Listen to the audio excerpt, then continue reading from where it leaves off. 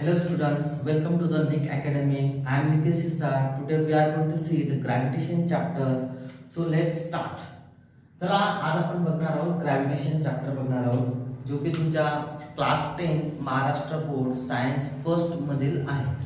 ठीक आहे. तर बघा सुरुवातीला समजून घेऊया की ग्रॅव्हिटेशन म्हणजे काय असतं. तर ग्रॅव्हिटेशन आपल्याला आता सर्वांनाच माहिती आहे की ग्रॅव्हिटेशन काय एक अट्रॅक्टिव्ह फोर्स आहे बिटवीन एनी टू ऑब्जेक्ट्स. म्हणजे दोन ऑब्जेक्टच्या मधला जो अट्रॅक्शन फोर्स असेल अट्रॅक्टिव्ह फोर्स असेल त्याला आपण ग्रॅव्हिटेशन म्हणतो. तर स्टेप बाय स्टेप आपण बघूया की ग्रॅव्हिटेशन काय असणार आहे. तर first of all we know that gravitation is nothing but a force. Gravitation काय मित्रांनो आहे फोर्स आहे. तर पहिला पॉइंट लिहितो मी बघा इथे ग्रॅव्हिटेशन काय gravitation is a force. Gravitation is force. Gravitation काय मित्रांनो फोर्स आहे. आता मला सांगा फोर्सचं युनिट काय असतं. फोर्सचं युनिट असतं न्यूटन. काय असतं न्यूटन. तर ग्रॅव्हिटेशन फोर्स पण कशामध्ये मेजर करणार आपण न्यूटन मध्येच करणार आहे. म्हणजे सेकंड पॉइंट लिहितो मी ग्रॅव्हिटेशन फोर्स किंवा मग असं लिहितो मी युनिट लिहितो मी बघा unit of gravitation force. Unit of gravitation force. Unit of gravitation force is Newton. काय असणार आहे न्यूटन असणार आहे. ठीक आहे. चला हे तर कळालं आपल्याला की ग्रॅव्हिटेशन काय ग्रॅव्हिटेशन काही नसून एक फोर्स असणार आहे ज्याचा युनिट काय असणार आहे न्यूटन मध्ये असणार आहे. बघा आता फोर्स काही खूप खूप टाईपचे फोर्स असतात जसं की कॉन्टॅक्ट फोर्स असतात नॉन कॉन्टॅक्ट फोर्स असतात. ठीक आहे. तर आता बघूया आपण की ग्रॅव्हिटेशन फोर्स कोणता असेल कॉन्टॅक्ट फोर्स असेल की नॉन कॉन्टॅक्ट फोर्स असेल. तर बघा सुरुवातीला आपल्याला समजून घ्यावं लागेल की कॉन्टॅक्ट फोर्स कोणता असतो. बघा कॉन्टॅक्ट फोर्स असतात आणि एक नॉन कॉन्टॅक्ट फोर्स असतात. कॉन्टॅक्ट फोर्स आणि नॉन कॉन्टॅक्ट फोर्स. तर मग कॉन्टॅक्ट फोर्स म्हणजे काय ज्या ठिकाणी दोन ऑब्जेक्ट्स तुमचे एकमेकांना फिजिकली कॉन्टॅक्ट मध्ये असेल म्हणजे त्यांचं डायरेक्टली कॉन्टॅक्ट असेल एकमेकांसोबत. जसं की आपण एक्झाम्पल घेऊया फ्रिक्शन फोर्स. कॉन्टॅक्ट फोर्स मध्ये एक्झाम्पल कोणतं असणार आहे तुमचं फ्रिक्शन फोर्स. म्हणजे फ्रिक्शन फोर्स कधी प्रोड्यूस होऊ शकतो जेव्हा दोन ऑब्जेक्ट्स तुमच्या फिजिकली एकमेकांना कॉन्टॅक्ट मध्ये असेल. बघा आता हे माझे दोन हँड आहेत असे कॉन्टॅक्ट मध्ये आलेले आहेत. ठीक आहे. असं दुरून तर होणार नाहीये. ठीक आहे. त्यांना कॉन्टॅक्ट मध्ये यावं लागेल मग याला म्हटलं जातं कॉन्टॅक्ट फोर्स. याला काय म्हटलं जातं कॉन्टॅक्ट फोर्स. म्हणजे बघा दोन दोन तुमचे सरफेस आहे समजा हा एक रॉड आहे आणि हा एक रॉड आहे आणि इथे तुमचा फ्रिक्शन फोर्स तयार होतोय. इथे तुमचा काय होतोय मित्रांनो फ्रिक्शन फोर्स तयार होतोय जेव्हा ते कॉन्टॅक्ट मध्ये असेल एकमेकांच्या त्यांचा सरफेस एकमेकांना रफ होत असेल तेव्हाच तुमचा फ्रिक्शन फोर्स काय होईल. आता नॉन कॉन्टॅक्ट फोर्स म्हणजे काय बघा मित्रांनो नॉन कॉन्टॅक्ट फोर्स म्हणजे काय ज्या ठिकाणी तुमचे जे दोन ऑब्जेक्ट आहेत ज्यांच्यामध्ये फोर्स क्रिएट होतोय ते फिजिकली कॉन्टॅक्ट मध्ये नसतील त्यांना कसले कनेक्शन नसेल मधात. ठीक आहे. त्यांचा जो फोर्स तयार होतो त्यांची काहीतरी फील्ड असेल त्या फील्डमुळे ते फोर्स तयार होतोय. फॉर एक्झाम्पल बघा मॅग्नेटिक फोर्स. मॅग्नेटिक फोर्स म्हणजे बघा इथे तुम्ही एक मॅग्नेट घेतला इथे नॉर्थ पोल आहे इथे साऊथ पोल आहे. ठीक आहे. अशा पद्धतीने आणि परत इथे घेतला तुम्ही इथे साऊथ पोल आहे आणि इथे नॉर्थ पोल आहे. ह्या दोघांना तुम्ही कॉन्टॅक्ट मध्ये आणलंय का नाही यांच्यामध्ये गॅप आहे. काय दिसतोय मित्रांनो तुम्हाला गॅप दिसतोय. हे दोन्ही डायरेक्टली एकमेकांना कॉन्टॅक्ट आहे का नाहीये कॉन्टॅक्ट नाही. तरी सुद्धा ह्या दोघांमध्ये एक फोर्स असेल. तरी सुद्धा दोघांमध्ये काय असेल एक फोर्स असेल जो इनविजिबल असेल तर आपल्याला दिसणार नाही पण आपण एक्सपिरियन्स करू शकतो की इथे फोर्स आहे. आता हे दोन मॅग्नेट एकमेकांना कॉन्टॅक्ट मध्ये नाहीये तरी पण एकामेकांच्या फील्ड मध्ये आले तर तिथे फोर्स क्रिएट होतोय म्हणजे हा फोर्स झाला तुमचा नॉन कॉन्टॅक्ट फोर्स. म्हणजे दोन ऑब्जेक्ट्सला जवळ आणण्याची म्हणजे एकदम फिजिकली कनेक्ट नसण्याची गरज नाहीये तिथे. अजून नॉन कॉन्टॅक्ट फोर्सचा एक्झाम्पल काय असू शकतो मित्रांनो यस कोणता असेल तर बघा ग्रॅव्हिटेशन फोर्स. ग्रॅव्हिटेशन फोर्स हा सुद्धा काय तुमचा नॉन कॉन्टॅक्ट फोर्स आहे. नॉन कॉन्टॅक्ट फोर्स म्हणजे काय जेव्हा दोन ऑब्जेक्ट आहे त्यांच्या मधात जो फोर्स असेल तर ते फिजिकली कनेक्ट असेल किंवा नसेल त्यांच्यामध्ये ग्रॅव्हिटेशन फोर्स असेल आणि तो असेल तुमचा नॉन कॉन्टॅक्ट फोर्स. तर एक अजून एक पॉइंट मिळतोय आपल्याला मित्रांनो बघा की gravitation force is nothing but a non contact force. मग इथे देतो मी आता gravitation force. Gravitation force gravitation force is non contact force. Non contact force. Gravitation force is nothing, sorry, gravitation force is non contact force. आता आपल्याला हे पण माहित आहे की फोर्स अट्रॅक्टिव्ह पण असू शकतात, रिपल्सिव्ह पण असू शकतात. जसं बघा, मॅग्नेटमध्ये दोन मॅग्नेट एकमेकांना ऑपोजिट पोलॅरिटी असेल तर अट्रॅक्ट होतात, किंवा मग सेम पोलॅरिटी असेल तर रिपल करतात एकमेकांना. ओके, सेम असं इलेक्ट्रिक चार्ज मध्ये पण असतं. जर पॉझिटिव्ह चार्ज असेल तर दोघं एकमेकांना रिपल करतील आणि अपोजिट चार्ज असेल तर अट्रॅक्ट करतील. मग ग्रॅव्हिटेशन पण म्हणजे असं होईल का? तर बघा, जेव्हा दोन ऑब्जेक्ट आहेत त्यांचा काहीतरी मास आहे, ठीक आहे, मास म्हणजे किलोग्राम मध्ये जे असणार आहे त्याला मास म्हणतो आपण. ठीक आहे, मास असणार आहे, त्यांना जर आपण एका सेपरेट डिस्टन्सवर ठेवलं तर त्यांच्यामध्ये रिपल्शन फोर्स असू शकतो का अट्रॅक्टिव्ह फोर्स असू शकतो? तर बघा, ग्रॅव्हिटेशन हा फक्त आणि फक्त अट्रॅक्टिव्ह फोर्स आहे. ग्रॅव्हिटेशन मुळे रिपल्शन फोर्स कधी क्रिएट होणार नाही, हे आपल्याला लक्षात ठेवायचं आहे. तर एक अजून एक पॉइंट मिळतो मित्रांनो आपल्याला की gravitation force is only attractive force. किंवा मग असं लिहितो मी, gravitation is only attractive force. Only attractive force. बघा, एक एक पॉइंट आपल्याला कळतोय. पहिलं कळालं की ग्रॅव्हिटेशन दुसरं काही नसून फोर्स आहे. ठीक आहे, युनिट ऑफ ग्रॅव्हिटेशन ऑब्वियसली काय असणार आहे? न्यूटन असणार आहे. ग्रॅव्हिटेशन फोर्स काय तुमचा नॉन कॉन्टॅक्ट फोर्स आहे. आणि gravitation is only attractive force, म्हणजे दोन बॉडी तुमच्याकडे दोन ऑब्जेक्ट आहेत त्यांच्यामध्ये फक्त अट्रॅक्शन फोर्सच असू शकतो. ग्रॅव्हिटेशन मध्ये असला अपोजिट फोर्स किंवा मग रिपल्शन फोर्स नसणार आहे. हा फोर्स नसेल, हा पण फोर्स नसेल. हे दोन्ही फोर्स काय झाले तुमचे? रिपल्शन फोर्स झाले. म्हणजे हे दोन फोर्स नाहीये तुमचे, फक्त आणि फक्त कोणते फोर्स असणार आहे? तर अट्रॅक्टिव्ह फोर्स असणार आहे. कोणते असणार आहे? अट्रॅक्टिव्ह फोर्स असणार आहे. ठीक आहे, आता बघा अजून एक स्टेटमेंट लिहितो मी की gravitation is a universal force. बघा, ग्रॅव्हिटेशन इज युनिव्हर्सल फोर्स. आता युनिव्हर्सलचा अर्थ काय होतो? पूर्ण ब्रह्मांडामध्ये, विश्वामध्ये. ठीक आहे, ग्रॅव्हिटेशन फोर्स तुम्ही कुठेही जा, दोन ऑब्जेक्ट्सला घेऊन त्यांच्या दोघांमध्ये फोर्स असणार आहे. म्हणजे तुम्ही स्पेस मध्ये दोन ऑब्जेक्ट ठेवले तरी त्यांच्यामध्ये फोर्स असेल, अर्थवर ठेवले तरी दोन फोर्स असेल. ठीक आहे, त्यांच्यामध्ये ग्रॅव्हिटेशन फोर्स असेल. ठीक आहे, तर युनिव्हर्सल म्हणजे सर्वत्र, सगळीकडे असणार आहे. दोन ऑब्जेक्ट असेल तर त्यांच्यामध्ये ग्रॅव्हिटेशन फोर्स असणार म्हणजे असणार आहे. तर त्याला म्हणून आपण म्हटलं युनिव्हर्सल फोर्स. काय असेल? Universal force. लक्षात ठेवा मित्रांनो, युनिव्हर्सल फोर्स म्हणजे काय? समजा हे दोन ऑब्जेक्ट आहे माझे, ह्या दोघांमध्ये ग्रॅव्हिटेशन फोर्स आहे. दोघांमध्ये ग्रॅव्हिटेशन फोर्स आहे. आता हे दोन ऑब्जेक्ट्स तुम्ही कुठेही घेऊन गेला तरी त्याच्यामध्ये ग्रॅव्हिटेशन फोर्स असणार आहे. स्पेस मध्ये गेला, अर्थवर आहे, वॉटरमध्ये आहे, कोणत्या एखाद्या पीक पॉइंटला गेला तुम्ही, दोन ऑब्जेक्ट्स मध्ये नेहमी ग्रॅव्हिटेशन फोर्स असणार आहे. ठीक आहे, अजून एक कन्सेप्ट क्लिअर करून घेऊ आपण की gravitation is a central force. बघा मित्रांनो, ग्रॅव्हिटेशन अजून काय डिफाइन करते ना आपल्याला? Gravitation is central force. आता परत क्वेश्चन पडतो, सर सेंट्रल फोर्स म्हणजे काय? बरोबर आहे की नाही? आता बघा, सेंट्रल फोर्स म्हणजे काय? सेंट्रल फोर्स म्हणजे सेंटर टू सेंटर ऍक्ट होणारा फोर्स, किंवा मग एक असा फोर्स आहे जो लाईन जॉईनिंग केलेली तुम्ही सेंटर टू सेंटर त्यामधून पास होणार आहे. म्हणजे बघा, हा एक तुमचा ऑब्जेक्ट आहे, हा तुमचा एक ऑब्जेक्ट आहे. तर हा जो फोर्स आहे, ठीक आहे, यांच्यामध्ये जो फोर्स क्रिएट होणार आहे, त्या दोघांमध्ये फोर्स जो क्रिएट होईल, हा जो सेंटर असेल, हा सेंटर असेल, तर ही जी लाईन तुम्ही जॉईन करताय सेंटर टू सेंटर याच्या अलॉंग मध्ये असणार आहे. तर याला म्हणणार आपण सेंट्रल फोर्स. हा तुमचा सेंटर आहे आणि हा तुमचा सेंटर आहे.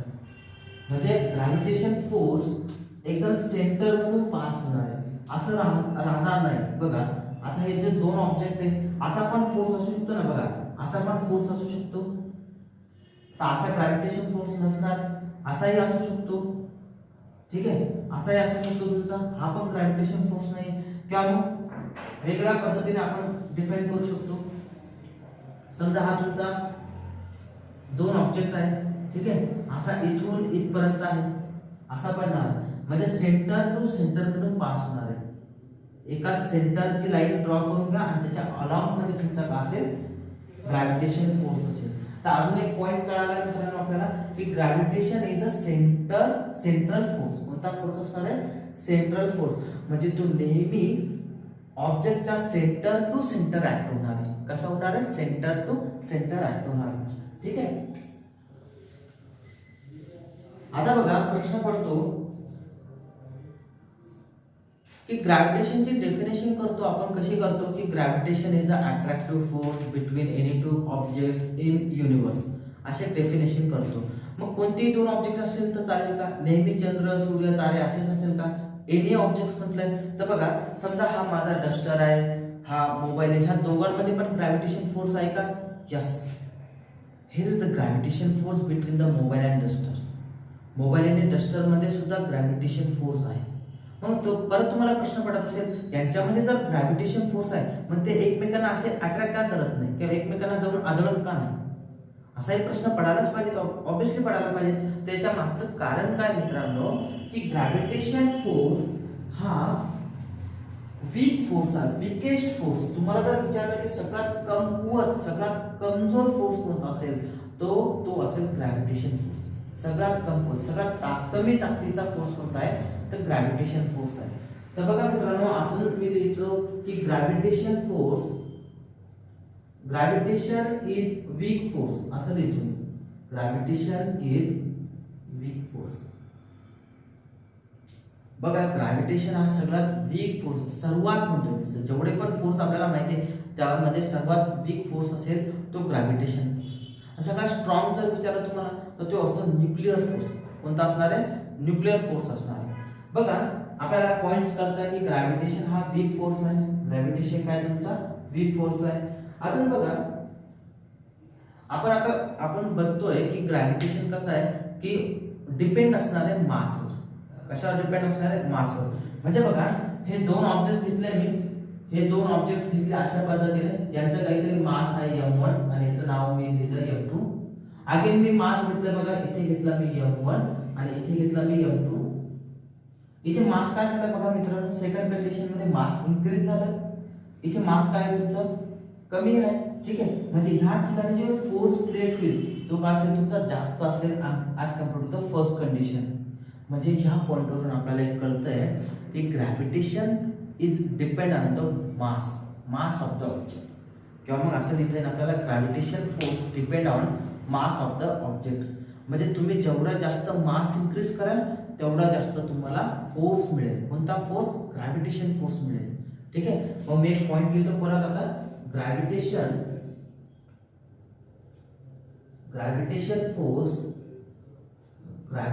फोर्स डिपेंड्स ऑन, बघा gravitation force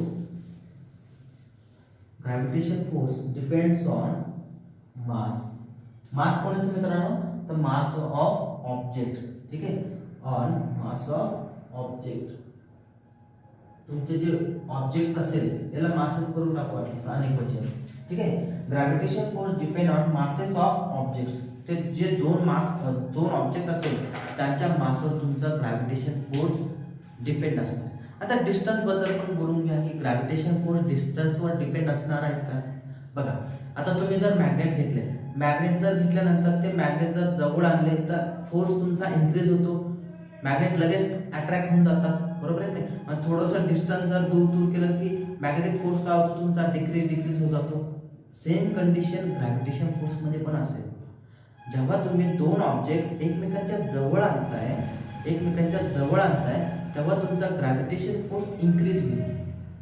then your gravitation force will increase when you decrease the distance.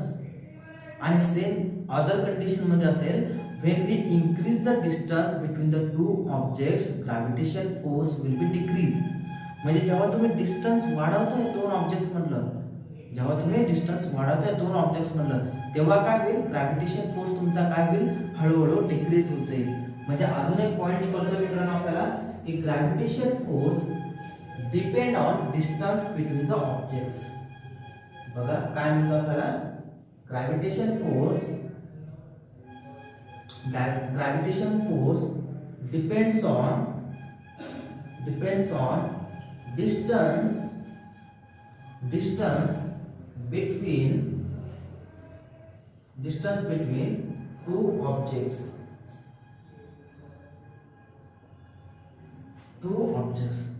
तर बघा अशा पद्धतीने आपण डिफाइन करू शकतो की ग्रॅव्हिटेशन काय असणार आहे. बघा ग्रॅव्हिटेशन इज अ फोर्स, ग्रॅव्हिटेशनचा युनिट काय असणार आहे तुमचं न्यूटन असणार आहे. ठीक आहे, ग्रॅव्हिटेशन कोणता फोर्स आहे, नॉन कॉन्टॅक्ट फोर्स आहे.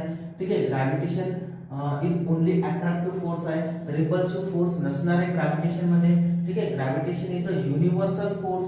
ठीक आहे, दोन ऑब्जेक्ट्स कुठे असेल तर त्यांच्यामध्ये ग्रॅव्हिटेशन फोर्स असणार आहे. ठीक आहे, gravitation is a central force, म्हणजे एका ऑब्जेक्टच्या सेंटर पासून दुसऱ्या ऑब्जेक्टच्या सेंटर पर्यंत ऍक्ट होणार आहे, त्याला आपण सेंट्रल फोर्स म्हणतोय.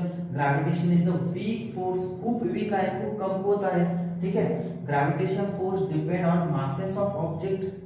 ग्रॅव्हिटेशन फोर्स कशावर डिपेंड असेल, तुम्ही जे ऑब्जेक्ट घेताय त्याच्या मासवर डिपेंड असणार आहे. Gravitation force depend on distance between the two objects. तुम्ही जे डिस्टन्स तुम्ही जे ऑब्जेक्ट घेताय त्याच्या डिस्टन्सवर तुमचा ग्रॅव्हिटेशन फोर्स डिपेंड असेल. तर हा व्हिडिओ 2 मिनिटं पॉज करून हे तुम्ही पूर्ण पॉइंट्स लिहून घ्या. आणि तुम्हाला जर विचारलं define gravitation, what is gravitation, ते एवढे पॉइंट्स तुम्ही लिहिणं गरजेचं आहे. ठीक आहे, आता तुम्ही जर विचारलं मला की स्टँडर्ड डेफिनेशन काय आहे ग्रॅव्हिटेशनची, तर ग्रॅव्हिटेशनची डेफिनेशन कशी करू शकतो मित्रांनो आपण. बघा, gravitation is a attractive force, gravitation is a attractive force between any to object in universe. ठीक आहे, आता मी डेफिनेशन लिहून घेतोय ना.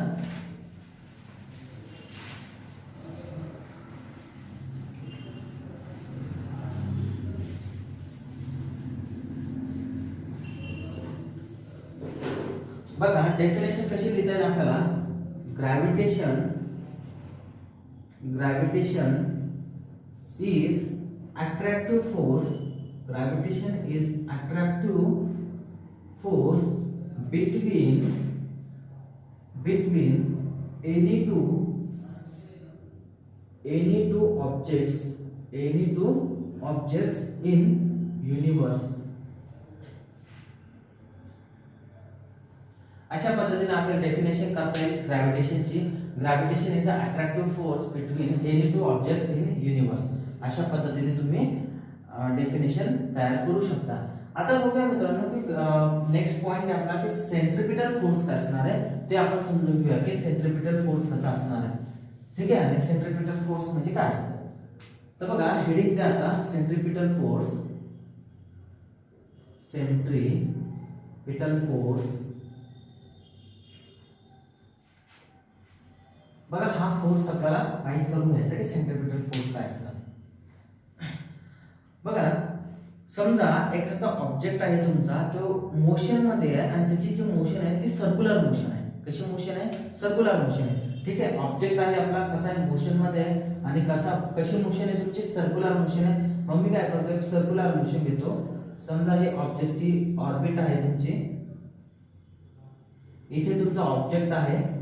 ऑब्जेक्ट म्हणजे कन्फ्युज होऊ नका, ऑब्जेक्ट म्हणजे कोणतीही वस्तू घ्या, काही पण घ्या, दगड घ्या, स्टोन घ्या, हे तुमचं ऑब्जेक्ट आहे. ऑब्जेक्ट किंवा मग त्याला स्टोन म्हणूया आपण, स्टोन. आणि हा मोशन म्हणजे काय, त्याला व्हेलॉसिटी आहे. म्हणजे अशा पद्धतीने त्याची व्हेलॉसिटी असेल, इथे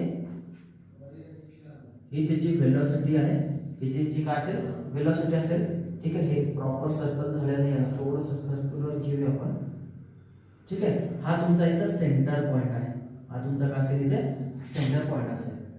ठीक आहे, आता जर हे एक्झाम्पल समजत नसेल तर तुमच्या बुक्स मध्ये दिलेलं आहे, एक दोरी घ्या, त्या दोरीच्या दुसऱ्या एंडला दगड बांधा, स्टोन बांधायचा आहे आणि तो असा गोल गोल गोल गोल फिरवायचा आहे. मग ही जी मोशन असेल ती मोशन असेल तुमची सर्क्युलर मोशन. तो दगड जो असतोय तो सर्क्युलर मोशन मध्ये फिरतो. बरं तो फिरताना दगड बाहेर का जात नाही, कारण की तुम्ही त्याला बाहेर दोरीला बांधून ठेवलेलं आहे, दगडला बांधून ठेवलेलं आहे. मग हा जो फोर्स असणार आहे दोरीमुळे, ठीक आहे, त्यालाच आपण म्हणतो सेंट्रिपिटल फोर्स. आता बघा सेंट्रिपिटल फोर्स म्हणजे काय, centripetal force is always attracted किंवा मग सिकिंग फोर्स म्हणतात, सेंट्रल सिकिंग फोर्स पण म्हणतात. म्हणजे सेंट्रिपिटल फोर्स हा नेहमी सेंट्रल कडे जाणारा फोर्स असेल, याला म्हणणार आपण सेंट्रिपिटल फोर्स. याला काय म्हणणार आपण, सेंट्रिपिटल फोर्स.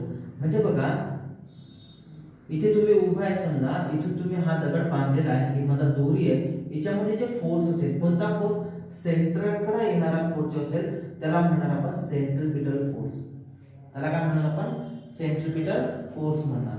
ओके, म्हणजे कळतंय ना सर्वांना की सेंट्रिपिटल फोर्स म्हणजे काय, एखादा ऑब्जेक्ट सर्क्युलर मोशन मध्ये असेल तर सेंटरकडे जाणारा जो फोर्स असेल तो तुमचा असेल सेंट्रिपिटल फोर्स. कोणता असेल, सेंट्रिपिटल फोर्स असेल. समजा आता तुम्ही ती दोरी जी बांधलेली अशी फिरवताय आणि सडनली तुम्ही जर दोरी रिलीज केली तर, सोडून दिली तर, म्हणजे तुम्ही ही रिलीज करून दिली अशा पद्धतीने. आता हा फोर्स काय झाला तुमचा, झिरो. हा फोर्स झिरो झाल्यानंतर हा ऑब्जेक्ट जो आपला स्टोन जो आहे तो काय करेल, ऍट दॅट पॉइंटला, समजा हा स्टोन ह्या पॉइंटला, आता बघा कुठेही असू शकतो, समजा ह्या पॉइंटला असेल तर तो अशा पद्धतीने ऑर्बिट सोडून बाहेर चालला जाईल. आणि तो जाताना कसा जाईल माहिती का, हा जो रेडियस असेल ना त्याला 90 डिग्रीने जाईल तो, म्हणजे अशा पद्धतीने जाईल. तर याला टॅन्जेंट सुद्धा म्हणतात. याला टॅन्जेंट सुद्धा म्हणतात, टॅन्जेंट फोर्स. काय म्हणणार आपण, टॅन्जेंट फोर्स सुद्धा म्हणणार आहे. काय म्हणणार आहे, टॅन्जेंट फोर्स सुद्धा म्हणणार आहे. म्हणजे समजा तुम्ही ही दोरी रिलीज केली की हा जो स्टोन असणार आहे असा सरळ जाईल. समजा हा स्टोन इथे आहे तुमचा, इथे असेल तर हा कसा जाईल बघा, अशा पद्धतीने जाईल. किंवा मग इथे असेल तर अशा पद्धतीने इकडे जाईल.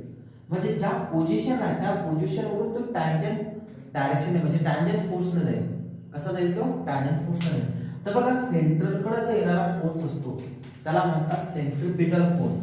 बघा एखादा ऑब्जेक्ट आहे तो सर्क्युलर मोशन मध्ये आहे, सर्क्युलर मोशन मध्ये आहे, सेंटर आहे.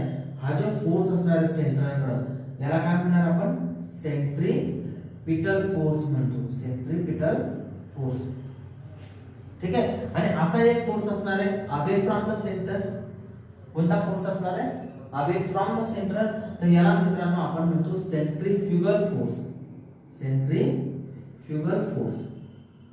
हे पण एक लक्षात राहू द्या, तुमच्या बुक्स मध्ये नाही दिलेलं आहे पण तरी लक्षात राहू द्या की सेंट्रीफ्युगल फोर्स म्हणजे काय. सेंट्रीफ्युगल फोर्स म्हणजे अवे फ्रॉम द सेंटर.